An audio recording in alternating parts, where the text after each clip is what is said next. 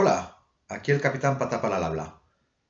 Voy a aprovechar que hoy, por culpa del consejo escolar, me he perdido el curso de Kendo para niños y adolescentes para hacer un vídeo tal vez un poquito más largo y aprovechar para solventar un poco las lagunas que han podido quedar después de que me tirara a la piscina la semana pasada hablando del lugar del vampiro en el terror contemporáneo. Porque claro, si nos podemos hablar de terror contemporáneo, lo primero que habría que hacer es averiguar si existe un terror contemporáneo y definirle unos ciertos límites. Para entrar en materia, lo primero que toca, desde mi modesto punto de vista, es decirnos qué es el terror, cuáles son los auténticos terrores que existen.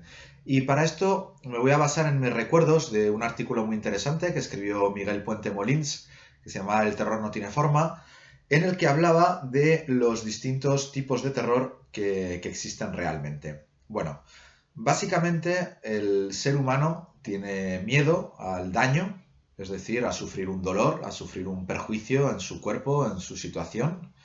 El segundo terror evidente, que es como una especie de extrapolación larga, sería el miedo a la muerte, es decir, cuando el daño es tan grande que ya no hay vuelta atrás, vas a morirte, vas a dejar de existir. Y este está ligado a un tercer miedo, que es el miedo a lo desconocido. El miedo a lo desconocido sería básicamente pues toda esa inquietud que surge cuando no sabes qué puede ocurrir, qué va a ocurrir, qué es lo que hay detrás. De hecho, el miedo a la muerte lo podríamos incluir dentro de este apartado porque tampoco hay certezas de cómo vamos a vivir nuestra muerte. Es decir, sabemos que hay una serie de hechos físicos que se dan en la muerte, pero no sabemos cómo se perciben, con lo cual, pues como nadie ha vuelto para contárnoslo, al menos eso se dice, el miedo a la muerte podría entrar dentro del miedo a lo desconocido. Desde un punto de vista biológico, hay algunos matices sobre esto del miedo. Hay un miedo muy atávico que se nos viene de nuestra parte trepárboles, que es el miedo al vacío, el miedo a que no haya nada debajo de nuestros pies. Pero desde mi particular punto de vista, y al menos para lo que supone hablar del terror dentro del aspecto narrativo literario, se podría asimilar con el miedo a lo desconocido, es decir, cómo me voy a manejar ahora, el miedo al dolor, el miedo a morir, porque bueno, te faltan los apoyos, te das el leñazo. En este sentido, el miedo, por ejemplo, a perder el control de una situación, a la indefensión, etcétera, lo podríamos meter en el mismo saco que el miedo al dolor o el miedo a lo desconocido. Es decir, en realidad, para mí hay dos grandes grupos, es el miedo al dolor, el miedo a lo desconocido, la muerte hay entre los dos, y el resto de los temores terminan abocándonos a esto.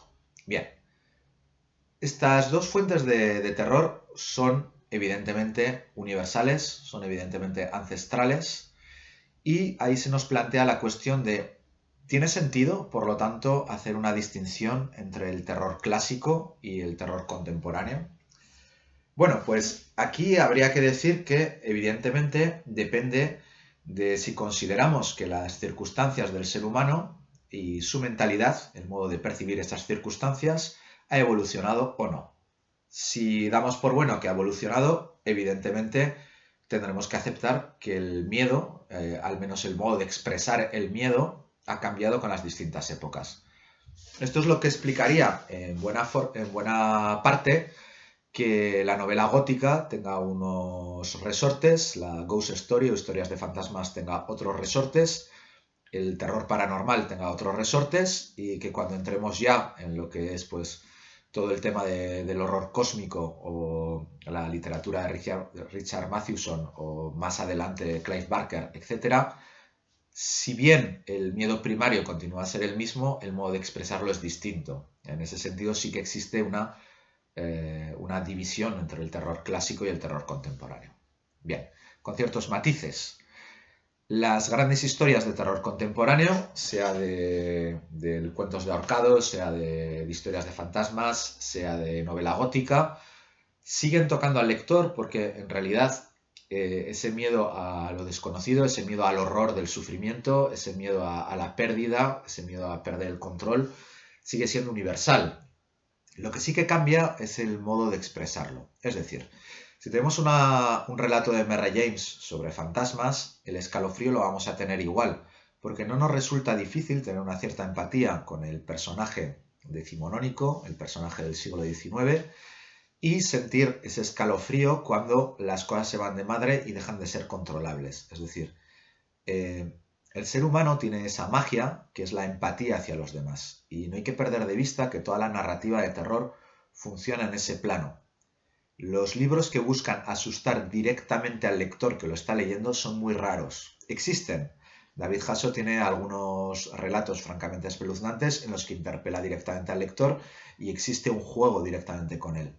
Hablando de juegos, podemos citar también la web del horror de hazlo.org de Santiago Eximeno, en la cual el horror está directamente ligado a las decisiones que tomas tú como lector y por lo tanto te hacen partícipe de ese horror, ¿no? Te hacen partícipe de la creación de ese sufrimiento, con lo cual la interpelación es directa. Pero, en líneas generales, el terror narrativo va a funcionar a través de una empatía con los personajes que vemos.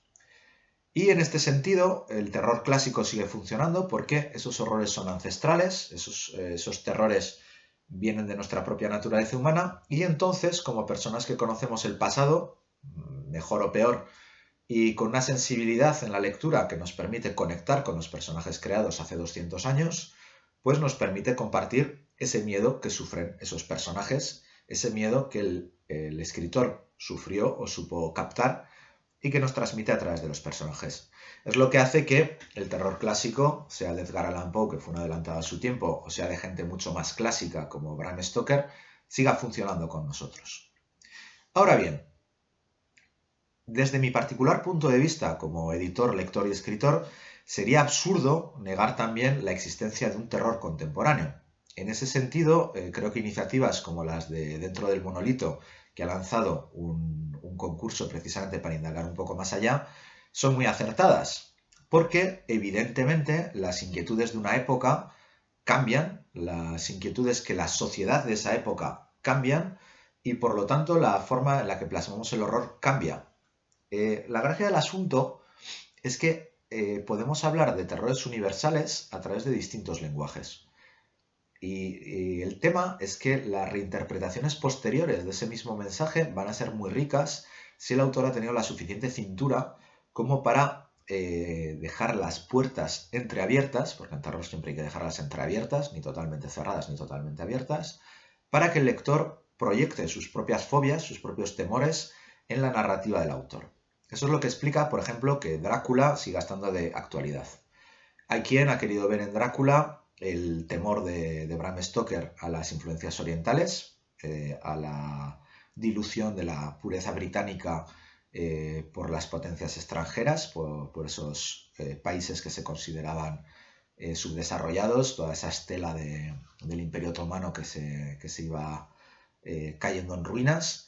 Hay otros que han querido ver el temor a la promiscuidad sexual, relacionado con la moral victoriana, es otra lectura, pero hay muchas más lecturas curiosas al respecto. Una no menos curiosa es la que dice que tal vez Drácula sea una novela más bien feminista, visto que Mina es el único personaje que realmente coge las cosas, coge las riendas del asunto y realmente resulta útil, mientras los caballeros no paran de dar vueltas como pollos sin cabeza, mediatizados por sus propios prejuicios. Bien, en fin, lo que quiero decir, ya dedicaremos a Drácula un vídeo entero, es que se puede reinterpretar el terror clásico desde un punto de vista contemporáneo, pero eso no quita para que desde la óptica contemporánea se pueda abordar el horror de una forma distinta. Para los de mi edad, puede que Clive Barker fuera el creador que más clara dejó esta idea. Stephen King podría estar en el saco también tuvo su punto pionero, pero quizás menos llamativo. Stephen King tuvo la gracia de acercarlo a nuestros escenarios contemporáneos, daría mucho de hablar y hablaremos del otro día. Clive Barker es quizás más evidente la ruptura, el propio Stephen King lo dijo, tanto por la estética como por el modo de desmarcarse de lo que habían sido los relatos de terror que se hacían hasta ese momento. Bueno, nuestra sociedad, desde que Clive Barker se lanzó con los libros de sangre, Hellraiser y todas estas movidas, ha cambiado mucho. Cuando veo a mis alumnos en el instituto me doy cuenta de que los centros de interés, aunque para un adolescente siempre van a ser los mismos, pasárselo bien, no pensar demasiado en el futuro, ligar, etcétera, tener sus colegas, ciertas inquietudes filosóficas, eso no cambia. Sí que es cierto que el entorno, el modo de abordarlos y relacionarse ha cambiado enormemente. La llegada del teléfono móvil, más que la llegada del teléfono móvil, porque fue mi tío abuelo el que tuvo un primer teléfono móvil en mi entorno y servía para suplir que no había línea de teléfono que llegara hasta su pueblo. La generalización del teléfono móvil ha cambiado el paradigma a través del cual nos relacionamos. Ahora exige inmediatez, exige textos cortos, existe comunicación continua, pero en la mayor parte de los casos superficial. También causa una serie de comunicación muy abierta y muy continua en el sentido de que tienes acceso a toda la información del mundo a través de Internet, o al menos a la más visible, porque también hay información que todavía no está digitalizada, o que bien digitalizada es difícil de acceder a ella. Pero sí que hay un bombardeo continuo de información y eso genera evidentemente unas dinámicas muy distintas en la persona. Las propias relaciones padres e hijos han variado enormemente. Yo supongo que antes las reuniones de padres con profesores, que yo de hecho no sé si en mi instituto se hacían, mis padres pasaron, bueno, fueron una vez por un tema de melenas y suspensos, pero bueno, ya hablaremos de eso en otro tema.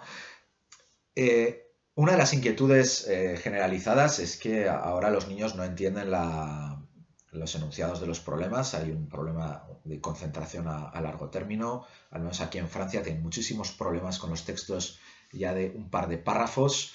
Y muchas veces me dicen que cuando yo les digo que mis hijos no tienen teléfono móvil, me dicen, pero ¿cómo lo consiguen, no?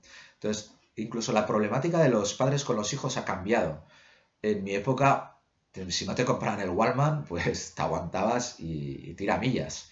A día de hoy, el porcentaje de niños que hay, bueno, porcentaje, hablar de porcentaje, creo que son 200 o 300 alumnos en el nivel de mi hijo mayor y hay 2 alumnos que no tienen móvil.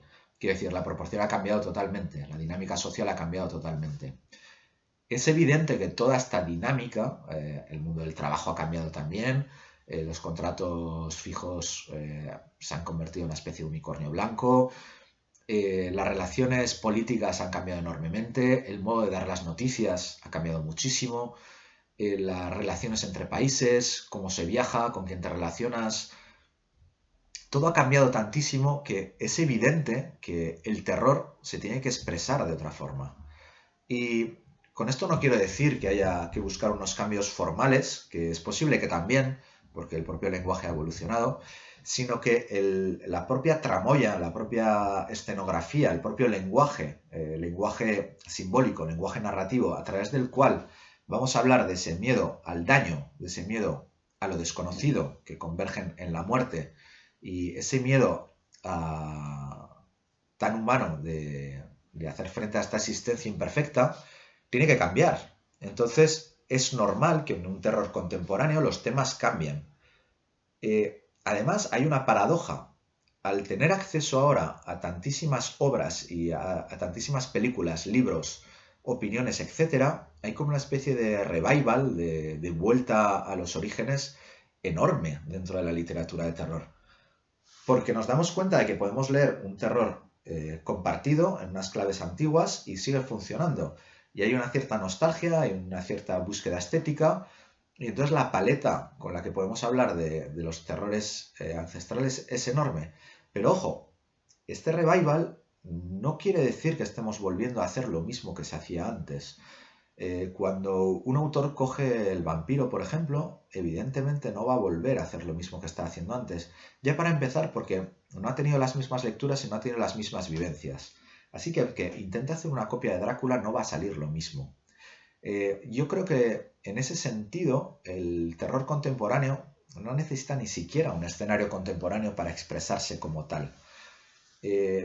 Santiago Ximeno, que para mí es uno de los autores que más ha reflexionado sobre su propia obra, sobre qué plasma él en su obra, y que no solo ha buscado muchas formas distintas de plasmarla, sino que se ha preguntado realmente por la esencia que tiene su obra, decía que sus relatos volvían una y otra vez a la soledad.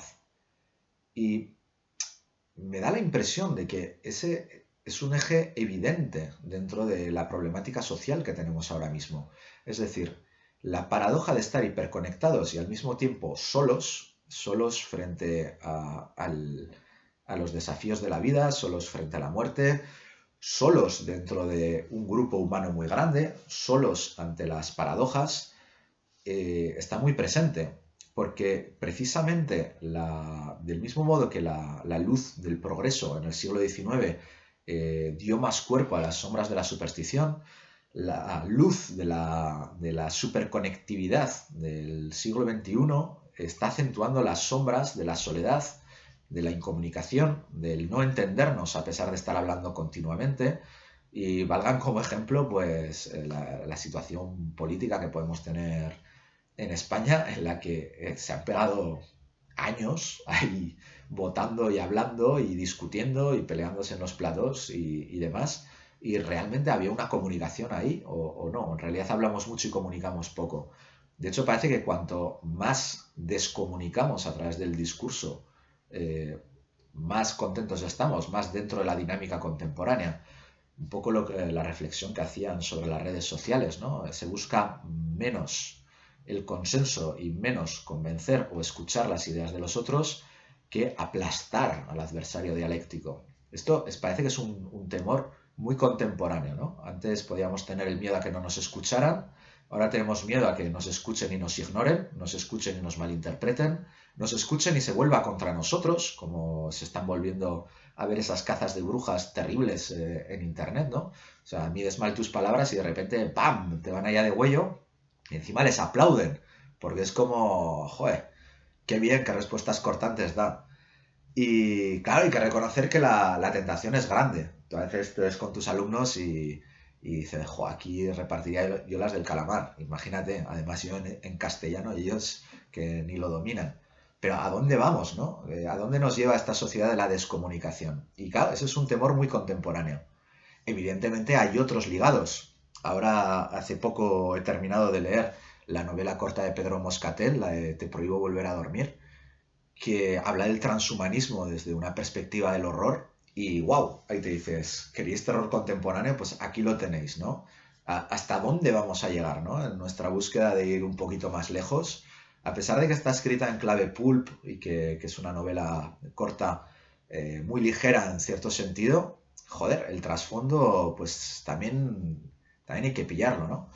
Y bueno, en esta línea, pues más terrores contemporáneos que a veces, pues no dejan de ser terrores clásicos reelaborados. Por ejemplo, José María Zamparillas en Carne de mi carne, que reeditamos hace poco, me decía, claro, yo no me había dado cuenta, pero cuando pillo todos estos relatos y les echo un ojo a mi trayectoria, yo en realidad estoy hablando del terror de la familia, ¿no? Del horror familiar. Y claro, aquí la gente dirá, ah, vale, pero tío, el terror familiar, ¿esto qué es? Nos llevas a la novela gótica, o sea, ya no es ni la Ghost Story, ya no es ni Stoker, o sea, aquí nos volvemos al Walpole y nos volvemos a Radcliffe y esto es hablar del terror laberíntico de la novela gótica, ¿no? Esos movidas de familia, los secretos, la casa User que se derrumba y claro, esto no puedes decir que es contemporáneo, pero ojo, la familia contemporánea no es no es la de la novela gótica, no es la del siglo XVIII ni la del siglo XIX. La novela gótica tuvo su palabra, su mot à dire, que dicen los franceses, su palabra a decir en el siglo XVIII, en el siglo XIX, metió el dedo en la llaga de un terror que era muy importante en una época en la que la aristocracia estaba en pleno crepúsculo y el sentido de la familia, el clan, etcétera, se veía como de una forma distinta, como una especie de omertá de guardar esqueletos en el armario, y estuvo muy bien. Pero claro, es que hablar hoy en día de la familia desde un punto de vista del terror contemporáneo no es hacer novela gótica. La familia ha cambiado enormemente. ¿Qué es la familia ahora? La familia en el sentido padre, madre, hijos ha cambiado.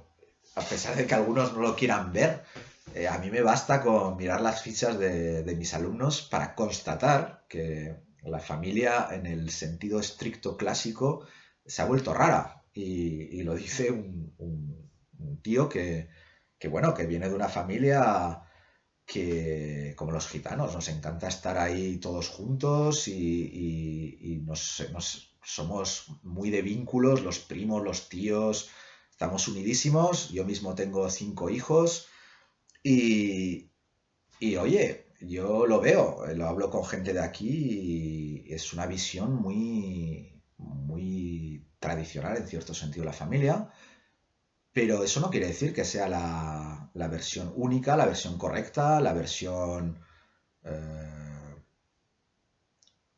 indiscutible. La familia cambia y la familia como terror contemporáneo, cuando lo ves en la obra de Tamparías dices, joder, es que es verdad, hay que volver a poner en cuestión nuestros vínculos, cómo nos vemos, qué quiere decir identificarse con una cosa o con otra. Es un tema muy rico porque precisamente es uno de los elementos en los que se ve más claramente cómo la percepción de uno mismo dentro de una sociedad que ha evolucionado cambia, cómo nuestro lenguaje nos hace decir determinadas cosas de una determinada forma. Hoy lo hablaba con mis alumnos y decía, bueno, pero no se puede intentar deconstruir todo, no se puede intentar cambiar todo, ¿no? Hay que mantener unas ciertas bases. Digo, bueno, en realidad cuestionarlo todo sí que hay que cuestionarlo. Luego lo cambiaremos o no, ya decidiremos si es adecuado o no, si estamos haciendo las cosas mal o no, si el lenguaje es el adecuado o no, pero sí que hay que cuestionarse todo. Y en ese sentido hay que cuestionarse. ¿Existe el terror contemporáneo? Yo diría que sí. Existe, tal vez nosotros no tenemos la perspectiva todavía para ver si hay una corriente definida, una corriente clara, pero para mí sí que es evidente que el terror no se está haciendo de la misma forma.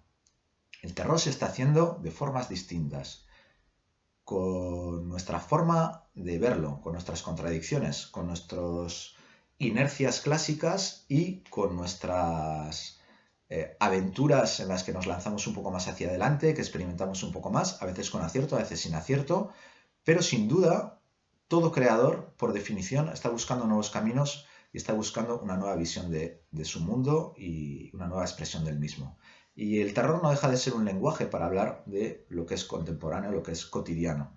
Así que para mí es evidente, el terror clásico sigue estando vigente porque habla de unos terrores ancestrales a través de un lenguaje que podemos comprender porque tenemos las claves para hacerlo, porque es del pasado, con lo cual podemos reanalizarlo, podemos revivirlo, pero al mismo tiempo eso no quita para que hay un terror contemporáneo que sigue explotando esos mismos terrores ancestrales, pero a través de otro lenguaje, a través de otra visión que evidentemente cambia con la problemática actual. Y bueno, al menos esa es mi opinión. Vosotros diréis en los comentarios, vosotros diréis con vuestras reflexiones. La idea sigue siendo que este espacio sea un punto de encuentro para seguir a hablar, porque Saco de Huesos seguramente no nos sacará nunca de pobres, pero al menos quizá nos sirva de punto de encuentro privilegiado entre creadores. El Calabazas el Trastero se creó para ello, Saco de Huesos ha tenido esa vocación, pues esperamos vuestras opiniones y vuestras reflexiones. Gracias por seguir ahí una semana más. La semana que viene no habrá vídeo porque me voy de viaje de estudios a Madrid. Vamos a enseñarle Madrid a los Ardéchois. Vamos a ver qué les parece. Y bueno, a la vuelta espero volver con muchas energías y en 2 semanas, el jueves, dando guerra con otro tema. Aquí se despide el Capitán Patapalo. Hasta la próxima.